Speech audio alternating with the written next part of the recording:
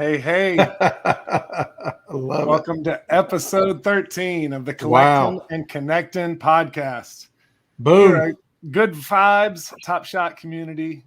And we got the regulars here. Sir Treaticus, what's up, my man? What up? King Brett, yo. Oh, yeah. And I'm 3Ball34. We have a very special guest today, guys.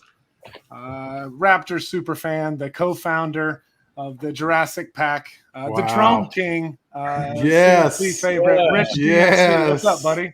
No joke. Good to see you. Good to see you all. Thank you so much for having me. Pleasure to be here today. The man, the myth, the legend, the king of the drone. Love it, man. That is what Top Shot's all about, man. Finding that niche, something you love, and just going all in. It's always hard. I always find it hard before we kick off to have any perception. I don't know. I don't know if you guys are the same as me. I don't know if anybody knows who the hell I am. Yeah. Some of the things that I'm involved with, but do people know that I'm involved with drones? I assume some people do. Maybe I'm just shouting into the void, but there's 3 people who know me for drones, so I've had some impact and it's made some mark. No, dude, definitely enjoying watching you collect, and it's part of the cool. You get to live vicariously through the other folks on the platform. That's so much fun. Dude, you're known far and wide for your expertise, bro.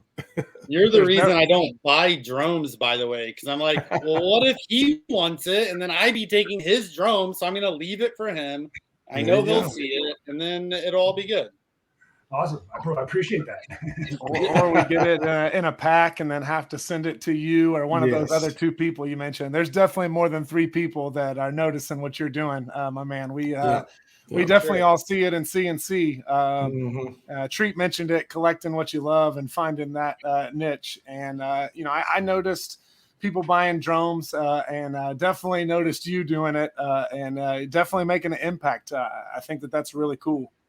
No, cheers, man. Yeah. No, I mean, I think it was one of the reasons that I guess I started or found some passion for the platform outside of just the sort of initial thrill of the early 2021 days of, wow, this is crazy. It's just all this madness going on and things are worth so much money. It seems like unfortunately, I was never very good at the money part of the game. So I didn't do all that well. I couldn't pull crap from a pack for my life if my life depended on it in the early days, especially. Didn't make the wisest financial decisions, FOMO'd into too many stupid challenges and things like that. So you're preaching to the choir. That's right. I feel like you're describing me right now. Like, what's going on here? The 2021 cohort has a lot of similarities, I think. And so one of the reasons we all found each other, I think, as well. But that was definitely something that sort of kept me reinvigorated in the platform was drones. I mean, I won't lie. Apart from the Jurassic Pack, drones and Jurassic Pack are the 2 things that have seen me through the low times and through the bleaker days on the platform and kept me for a reason to keep coming back. So for sure. That's awesome. And that's tremendous. Those are the 2 things, right? The community and collecting what you love. Before we get too far where it's at. Look at that. Yeah. Rich DMC posts these awesome posters where he displays his collection of these drones, whatever self-curated sets he might come up with. Sometimes it's a full set. Sometimes like this one, he's going after his full squad and representing Canada there. I love it. What up, Steve Nash? Yeah, actually, I think this, I'm trying to remember what this is. This might actually have been a giveaway that we did in the Jurassic Pack. Probably for Canada Day, because they're all Canadians. It was celebrating Canada Day for sure. You guys put so much cool stuff up there, and I saw it on your profile, and I definitely wanted to share it. Well, so my individual, again, being the serial number guy that I am, and one of the things that I found a bit alarming about the new All Day News was this sort of new absence of serial numbers. And I'm like, well, wait a second. Yeah, what is that? What's that all about? I saw that too. A bit alarming. Maybe we can get that in future discussion. But yeah, I know.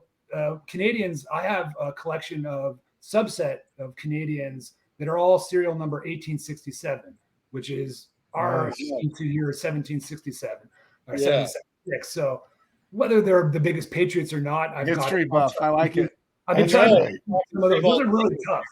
I find those really tough. Those are like, I'm a drone guy and I like drones because there's a fair number of them per moment, generally speaking. Right, So you right. don't have to get too locked in, and that, like, I know some guys like Bullshot in who are trying to do the perfect for the win set of 777s, which is like amazing.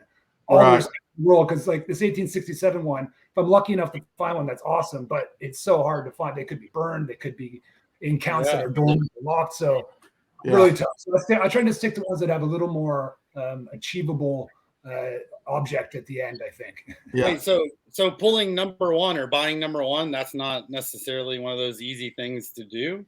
Because I thought one was a drone. It's one both ways you read it. So the ultimate. I zero of them.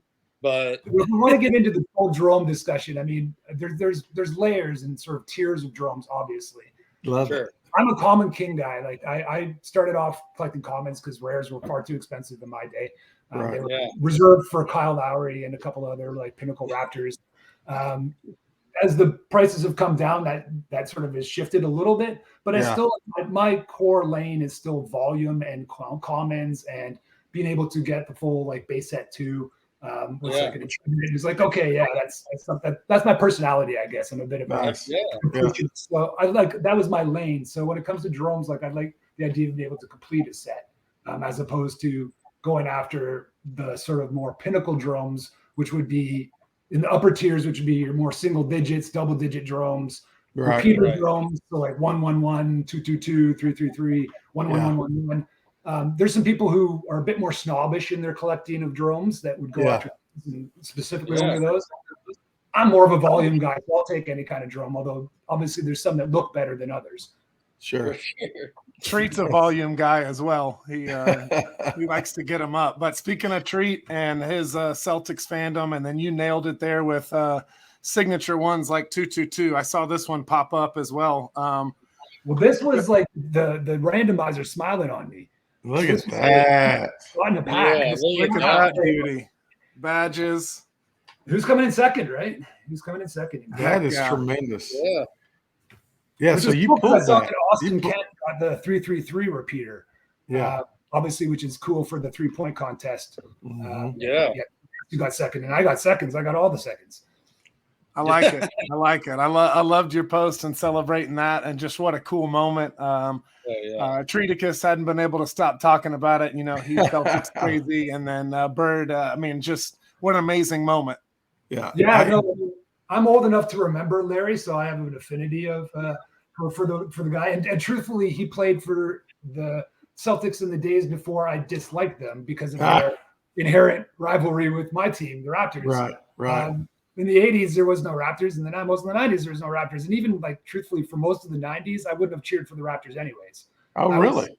I was at that age. I'm a bit like I'm older, so I can admit. I'll tell you, I was 20 years old when the Raptors franchise was born.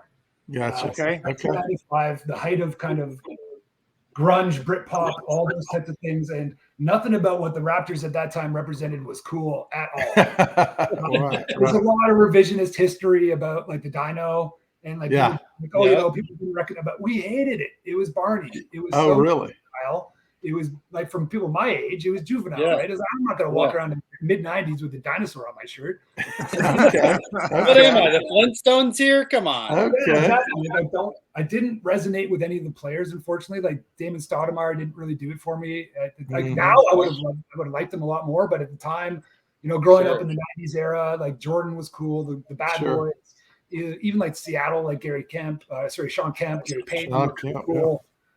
Attitude was cool, right? And nothing like Carlos Rogers and Alvin Robertson, Stoudemire, we're not doing it. So I kind of checked on the Raptors in the mid '90s. Like I was at university anyways. I had lots of other stuff going on in my life that I wasn't really that following the NBA that closely. Jordan had retired. It was kind of this weird thing where it was an opportune time to find lots of other stuff going on in my life. And then Vince brought it back. That's the man. Not solely him, but just his impact on the team and the team's fortunes, right? They became legitimate. Trading for Charles Oakley, I think, was far more important than actually getting Vince. Truthfully, in my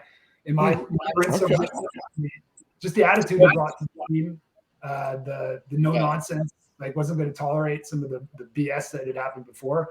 Brought some actual serious respect to the franchise, whether the other teams respected the franchise or they just didn't want to get their ass. Right. But it worked, right? And so we put that kind of attitude. Every locker room, every bench needs that veteran voice, presence, even if they're not, in the prime of their career still, but being able to just have that voice in the room. Yep. No doubt. Yeah. So that brought me back around to cheering for the Raptors and becoming an actual hometown fan. Where it all started, I loved Larry in the late 80s, early 90s. I thought he was great. He was so entertaining. And so, I was happy to get that moment, got in a pack. So, I love it when the randomizer smiles on you. It's like, that's awesome. You kind of know what you want sometimes. Yeah, that's tremendous. I'm waiting for that moment. I'm really excited for it to smile on me one day. One day it's going to happen. Rip my shirt, run around topless, yelling, pouring queso all over. It's going to be a riot. I hope I'm there for that. I'll invite you. I'll bring the chips. So you're going to eat the queso off of? Oh, right off of it. We're going to start that conversation through ball. So you mentioned common sets, and you definitely we're collecting right there with you on Spotlight, Hustle and Show, Fresh Threads, but you're making it even tougher by curating that drone set. I love that, being on that journey with you. It's fantastic. Yeah, it's cool. So cool. I really love that you have direction, because I feel like so many top shotters out there, you're buying stuff, and I'm talking about myself, and I'm acting like I'm talking about everyone, by the way. Yeah. There's no direction. It's something you want to complete, but how, why, what number, does serial matter? But having a direction and something to focus on helps you not buy all that other stuff and really kind of hone in and gives you purpose to your collection, which I think that's one of the things that personalizes it and really makes it cool and unique to you. Yeah. Yeah, no, I think I alluded into. I took the time to write an article about drones because I used to get a couple questions, or maybe I just deluded myself to think that people cared enough. I wrote an article about them, but that was my starting point was base set 15Ks or 12Ks. Yeah, I was buying them at what I found to be an alarming rate. Having been in the February, that'll happen. In the February rush where they everything was just prohibitive, right? Then suddenly it did that first dip where things got down into single digit prices. And I was like a kid in a candy store. I was just buying everything. And I was like, I got to slow down here. This is getting I can't just buy every Top Shot, 3-digit Top Shot debut that's under $10. I'll only buy drones. So then I okay, that works.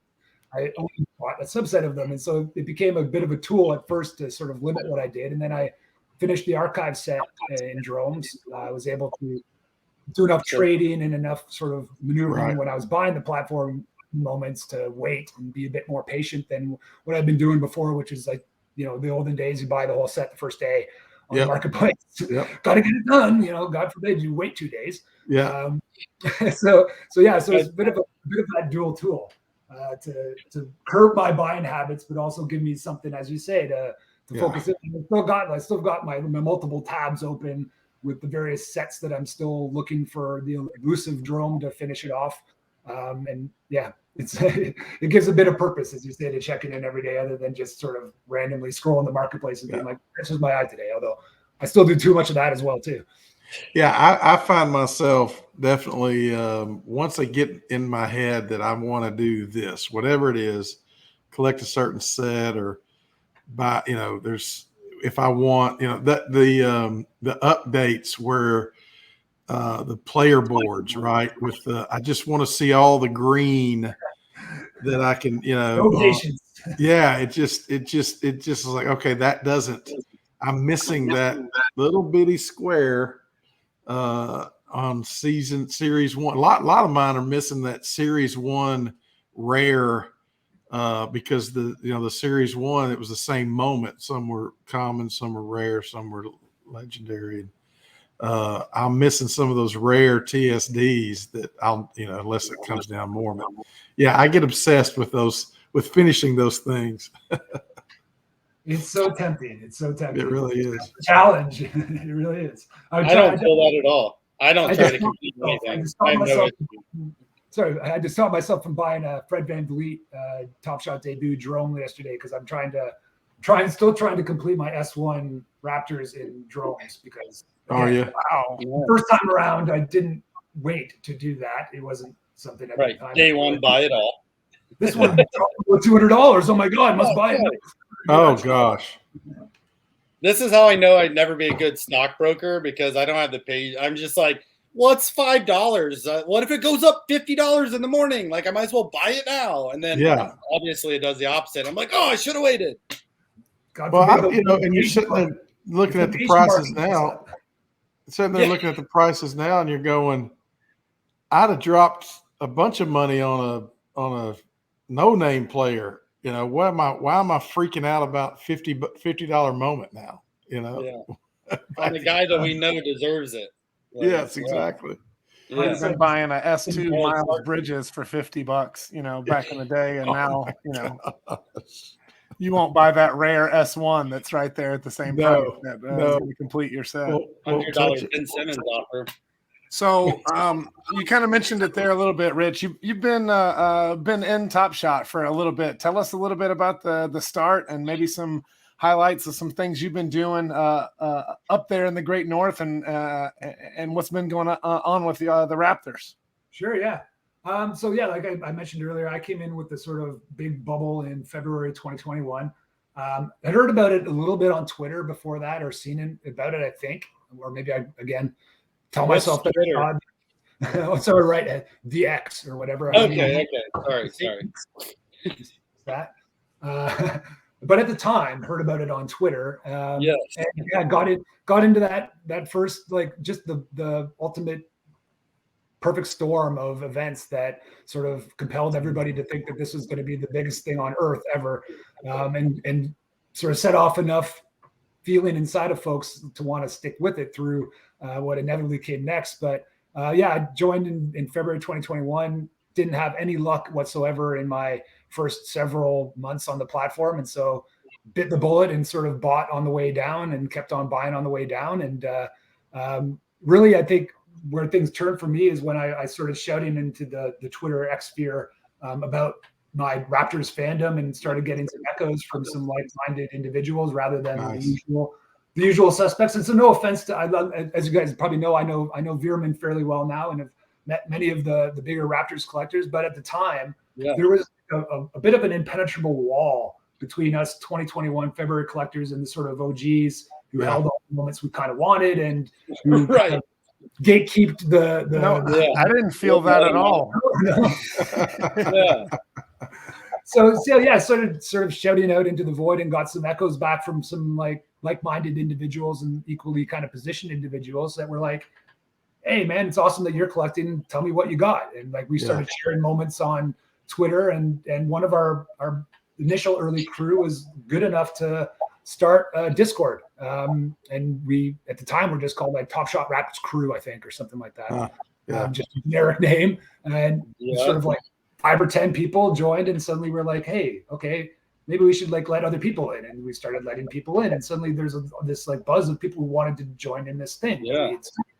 And it kind of snowballed from there. And before we knew it, we had like 300 members, and now we're 600 members. And that was really the thing that kept me, and I think a lot of the guys and ladies in the Jurassic Pack, as it's became to be known and is subsequently known, involved, was this community that we were building, where it was more than just sort of the transactional nature of Top Shot, the ups and downs, and whether you hit on a pack or didn't. There was a community of people who were actually interested in the moments and the players behind them and the performance of the team, and getting to know each other and cheering. And so we were like really lucky to just sort of luck into that sweet spot, along with sort of Rip Pack City, where we were before the captain's program significantly. So we found our own way and just kind of added people as we went and built things to do in our Discord and came up with games and giveaways. And we had like ultimately just a hugely generous community.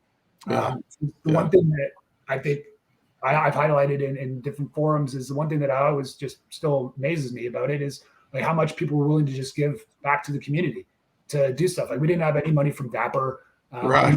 admittedly, like, I think it's funny looking back. It seems like so long ago now, but at the time, it was actually kind of an acrimonious relationship with Dapper. To be honest with you, it's like I'm not sure we knew who we were, what we were doing, or whether we were like in sync with what they were doing. And I know maybe they were trying to come up with their own team channels at the time, and they're sort of seeing us as being a foreigner to that world. But interesting. We were doing it all ourselves, right? So we had people who were giving away like really good moments at the time too. Giving away tickets to the Raps games, just putting in their own time, energy, effort to do stuff, myself included, making up games and doing all this stuff that now with the advent of the captain's program was just able to amplify. So we were in a really good position to be able to jump when the captain's program came along and to be able to sort of take the money that we were given and invested into vehicles that we'd already sort of battled a little bit through our community. So it's really cool. And so that's what we focused on. So we got like a big community of Raptors fans. I mean, not as big as it used to be ultimately, still like to grow it more. And that's still like my one kind of looking back, the one, not regret, but sort of like missed opportunity was if the captain's program had come along about 8 months beforehand, what we might have been able to do when it was still, I think, at the peak of interest. Right. And lost that in the first wave of people who were very monetarily inclined. Maybe it's for the better in the long run. Obviously. Maybe those weren't people who were really truly fans of the platform and what we were really trying to do. But I think there was a time where it was really interesting to think about what we could have maybe done and getting some things going. But yeah, so we're still banging the drum, still sort of beating the thing. That's awesome. Looking forward to the season coming up. Hopefully we'll get some group tickets. Tickets are not easy in Toronto. Nothing's easy in Toronto when it comes to the Raptors. They've got a very what's the way to put it? They have a captive market, shall we say? Yeah. In Canada, being the only game in town, having had a lot of it's like y'all have real diehard fans. Like there's some that people just go to games, but they're being one team. Like it's the team. It's like every time they play, it's like the Olympics for Canada. Like, it's like, in a way, like, yeah. So we've got a lot of competition in the area and not a lot of sort of help from the Raptors, or at least they don't need to go out of their way to do much to do all they want to do. So we haven't had a whole ton of success on the Raptors front, but hoping to change that and hoping that we can find some inroads to show that we're a viable opportunity for them to expand their horizons and really we've got like some really, really dedicated fans. And that's what we've seen going watching games and things like that, going out to play ball and do runs, like just passion for the Raptors. Yeah.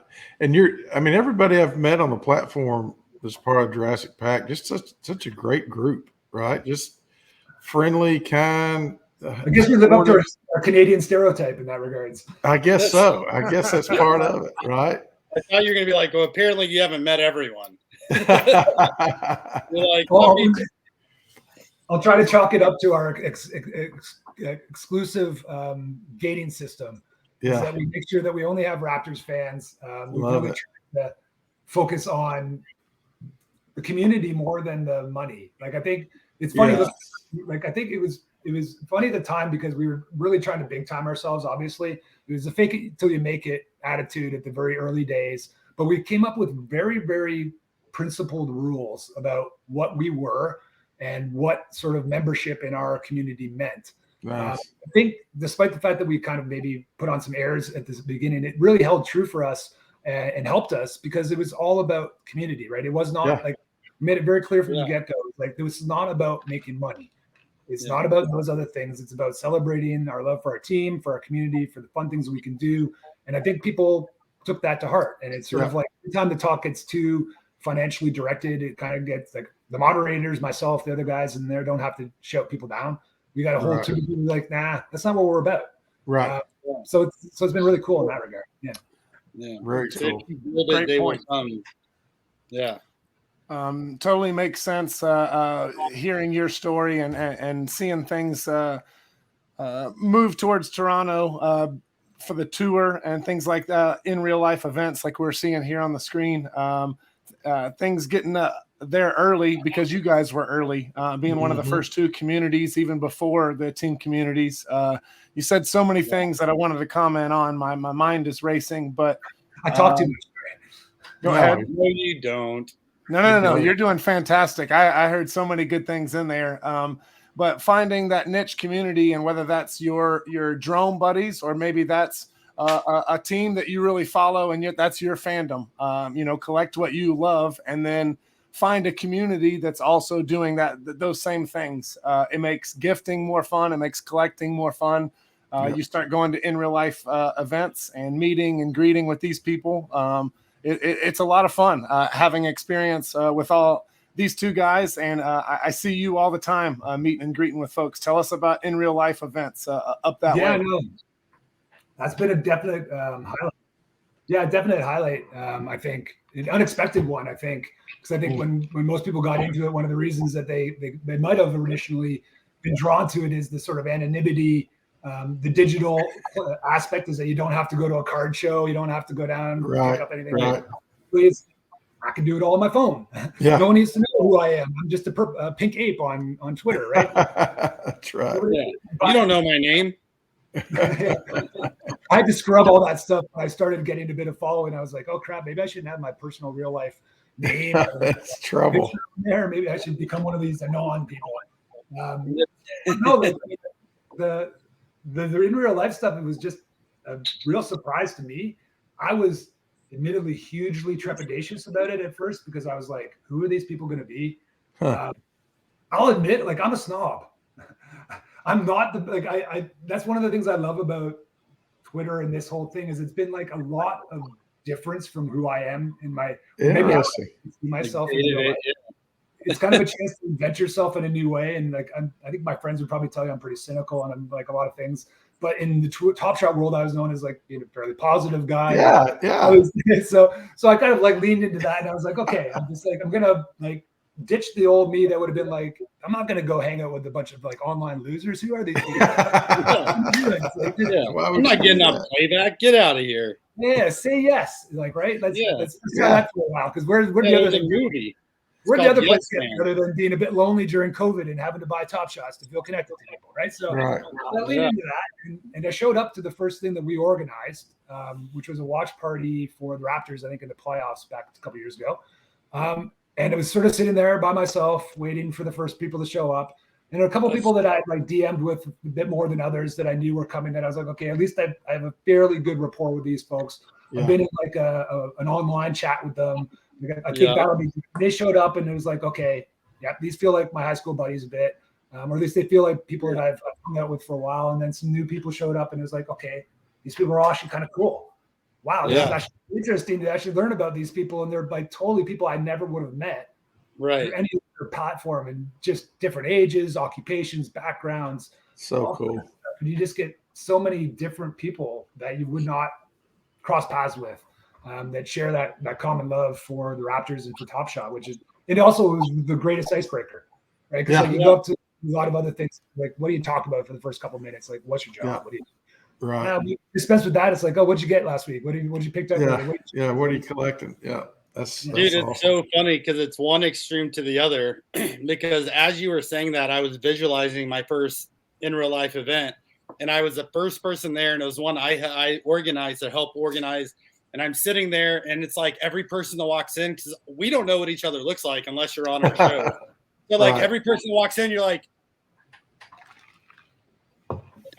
Top Shot. I said like two people, and they're like, bad blind date. He just kept walking, and I was like, he's in the pack. Is he in the pack? That guy's got a Raptors. It was sports bar the Raptors are on, so it's probably a good chance that everybody. Right. But you're looking for Top Shot, 9 Lives, like anything to like just say it, and you're like, I'm gonna speak for myself, but I was like so nervous, like, oh man, I'm gonna meet these people. Like, what if we don't have anything in common?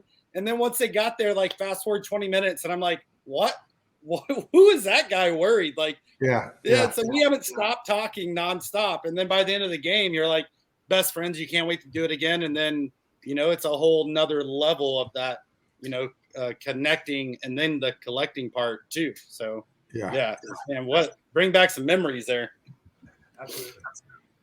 It is cool. I mean, it's some of the neatest people, best, friendships over this thing, right? And most of them, right, I've never seen face to face, but they're actual friends. Like I'm on Discord or Twitter chat or whatever, and my wife's like, "Who are you talking to?" And I'll say, and she's like, "Oh, okay, I know him." Or it's these friends I have now. It's so true, man. When we're younger, you make friends from people that live in the neighborhood or they work with you or they're on the same team as you or whatnot. And it's just that one thing in common. But here, like, it's people that love the sport of basketball. They love collecting. They love this thing that we see the future of, and it's bringing us together. So it's really cool to hear y'all's stories of it. No doubt. Yeah. No, I mean, it's really brought me out of that shell, I think, as well, which I think is one thing that I think I would say is one of the unseen or sort of written about things about what Top Shot represented is I can guarantee you that there's a lot of people, sorry, I should say, who are like me, whose Twitter timeline and posting timeline before pre-Top Shot was pretty much non-existent. I don't think I tweeted more than 3 things in the 11 years I was on the forum before I came across Top Shot. And suddenly it was like my friends, I remember the first day, my friends said, "Your phone got hacked, buddy." And I'm like, "What are you talking about?" They're like, "All these tweets are coming out." I'm like, "Oh, that's just me trying to win giveaways on Top Shot." You're like, "What?" Yeah, and they're like, "What are you talking about?" And then suddenly they're like, "What are you posting about? What is this thing?" And it's like I'm pontificating, like actually sharing my personality to the world. That I never would have done before. And I think it's not a small thing is to bring people out of their shells as well. So I think there's a therapeutic value to it that's maybe not recognized. Yeah, CNC before King Brett and I were just collecting, just me and him, and several times I was like, "Man, you got to get on Twitter. There's a lot happening on Twitter. You got to get on Twitter. It's you're missing stuff." And that happened for weeks. And then he finally got one, started learning, asking me questions how to use it. And then he figured it out. And I think after that, he said, "Dude, you got to get Discord." And I said, no, you got to get Discord. And I said, "I don't think so. I think Twitter's, no, you need to get Discord." They're both very significant. They're both needed. I'm we are a primarily Discord native community. Jurassic Pack started as a Discord channel. That's how we started off. Right.